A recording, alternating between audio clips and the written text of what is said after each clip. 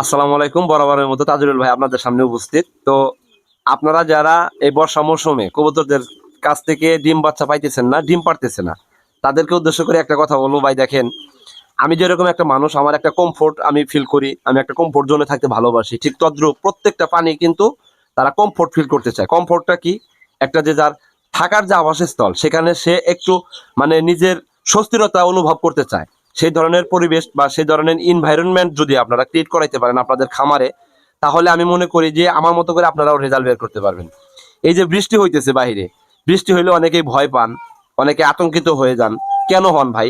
এই যে আমার হাতে দেখতেছেন মেডিসিন, যে কোনো প্রবলেমের জন্য এর কিন্তু সমাধান আছে।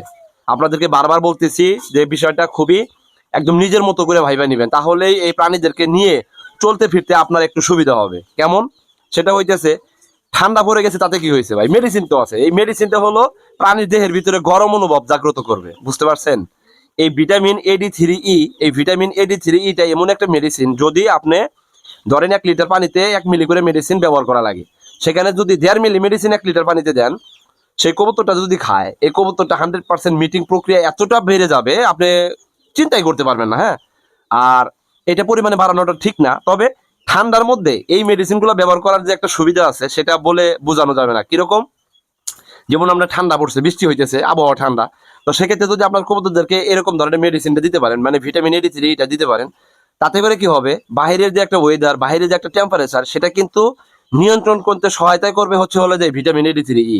এতে করে কবুতর খাবার খাবে ঠিক মতো, এবং কবুতরের ছোট ছোট বাচ্চা বলেন, আর কবুতরের মিটিং প্রক্রিয়া বলেন, এবং কবুতরের খাবারের রুচি বলেন, এগুলা কিন্তু 100% ঠিক থাকবে।